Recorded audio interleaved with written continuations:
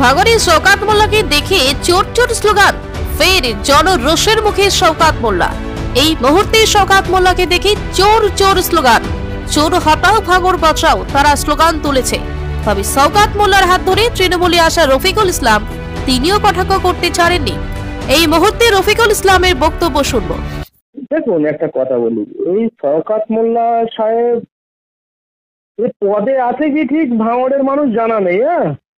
এখন অবজারভার বলে চালিয়ে যাচ্ছে, কিন্তু গোটা পশ্চিমবঙ্গে 294টা বিধানসভা আছে, যে কোনো বিধানসভায় কিন্তু কোনো অবজারভার নেই। এর আগে আপনারা নিশ্চয়ই সোশ্যাল মিডিয়াতে দেখেছেন যে আমাদের অধিনায়ক অভিষেক বন্দ্যোপাধ্যায় তিনি নিজে বলেছেন যে কোনো অবজারভার বলে কোনো কিছু নেই। তো তিনি এইভাবে আসছেন এবং তানাকে আমরা সহযোগিতা করছিলাম, যেহেতু আমি তার হাত ধরে যোগদান করেছিলাম। আমি যখন ওনার পাশ থেকে সরে গেছি, উনি একের পর এক বিভিন্ন জায়গায় হেনস্থা হচ্ছে। আজকে শুনলাম যে কাশীপুরে ভোগালী এক অঞ্চলে গিয়েছিল, উনি জনরোষের শিকার হলেন। আগামী দিনে, কারণ উনি তো একজন দুষ্কৃতী, ওনার দ্বারা তো রাজনীতিটা সম্ভব নয় ভাঙড়ে। আর ভাঙড়ের মানুষ, সাধারণ মানুষ ওনাকে কোনো কিছুতেই মানতে পারছে না, যার জন্য তিনি বারবার জনরোষের শিকার হচ্ছেন। আগামী দিনে হয়তো হবে। আমার কাছে যতটুকু খবর আছে, আগামী দিনে উনি যে পুলিশ প্রশাসন নিয়ে আসছে, যদি উনি সাধারণভাবে ভাঙড়ে আসে, তো মানুষ মোটামুটি ওনাকে পিঠে সরিষার তেল লাগিয়ে ভাঙড়ে ঢুকতে হবে, এবং কাঁচা কঞ্চি রেডি হচ্ছে ওনার জন্য। আপনার তো নেতা একজন, আপনি তো তার হাত ধরে যোগ দিয়েছিলেন, সেই নেতাকে অপমান করছে ভাঙড়ে। না না, দেখুন, তানাকে তো আমি বিপদে পাশে পাইনি। যে স্বর্গীয় রাজ্জাক খান যেভাবে মার্ডার হয়েছিল, আমাকে ঠিক সেম প্ল্যানে মার্ডার করার চেষ্টা করা হয়েছিল। আমাকে ওনারই কাছের একজন নেতা, তৃণমূল নেতা অদূত দ্বারা আমাকে মার্ডারের চক্রান্ত করা হয়েছিল।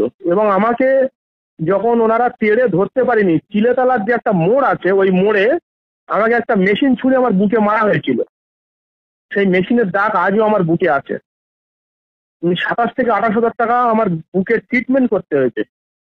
কারণ সে যে ভাঙড়ে আসছে, তিনি ভাঙড়ে আসার পরে থেকে একের পর এক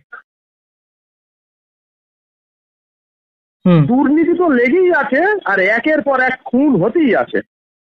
তিনি যে 2023-এ এসছে ভাঙড়ে, সেখান থেকে খুন হতেই আছে ভাঙড়ে। আজও পর্যন্ত আমি একটা কথা বলতে চাই, যে ভাঙড়ে যে তৃণমূল নেতা রাজ্জাক খান মার্ডার হয়েছিল, রাজ্জাক খান, তার যে মূল আসামি, আমি নাম ধরে বলছি না, সে কিন্তু আজও ঘুরে বেড়াচ্ছে। তাকে কিন্তু মার্ডার হয়ে যাবার পরে তাকে কিন্তু যে প্রকৃত মার্ডারার, তাকে কিন্তু শওকত মোল্লার পাশে বেশ 7 থেকে 8 দিন দেখা যায়নি। তো আমরা যদি কখনো ওপর আল্লাহ পাকের দয়ায়, ভগবানের আশীর্বাদে আমরা যদি ভাঙড়ে ফিরে আসি, আমরা ভাঙড়ের ভূমিপুত্র, এই রাজ্জাক খানের মার্ডার কেস আমরা ফের রিওপেন করাবো, এবং প্রকৃত যে দোষী আমরা তাকে ঠিক খুঁজে বার করার চেষ্টা করব, প্রশাসনের দ্বারস্থ হবে। রফিকুল সাহেব, বিধানসভা ভোট এখনো বাকি আছে, তার আগেই দেখা যাচ্ছে যে শওকত মোল্লা ভাঙড়ে বারবার জনরোষের মুখে পড়ছেন। ওনার তো হওয়ার আছে এটা। উনি টাকা দিয়ে কতক্ষণ মানুষজন টানবে? ওনার তো ভাঙড় বিধানসভায় লোক নেই, কয়েকটা চেলা চামুন্ডা আর যারা তোলাবাজ নেতা, ওই মানে পূর্তের কর্মদক্ষ আছে, যেমন বাহারুল ইসলাম, রিন্টু, যে ভাঙড় কলেজটাকে একদম দুর্নীতির জায়গায় ঠেলে দিয়েছে, যে ভাঙড় কলেজ রাত 12টা-1টা পর্যন্ত খোলা থাকে, এবং প্রত্যেকটা যে দোকান অবৈধভাবে দোকান হয়েছে সরকারি খাস জায়গার উপরে, প্রত্যেকটা জায়গায় থেকে তোলা তুলেছে। এবং এদিকে খয়রুল ইসলাম, যে 2-3খানা প্ল্যান বসিয়ে রেখে দিয়েছে টাকাবোল গাবতলা সংলগ্ন এলাকায়, সেই সমস্ত জায়গায় থেকে প্রত্যেকটা বালির গাড়ি, পাথরের গাড়ি পর্যন্ত তোলা তুলছে। তোলাবাজ নেতাদের তিনি সঙ্গে নিয়ে চলছেন। কতক্ষণ মানুষ টাকা দিয়ে ওনার পিছনে নিয়ে যাবে? ওনার পিছনে যা ছুটে বেড়াচ্ছে বা ঘুরে বেড়াচ্ছে সব তোলাবাজ নেতা।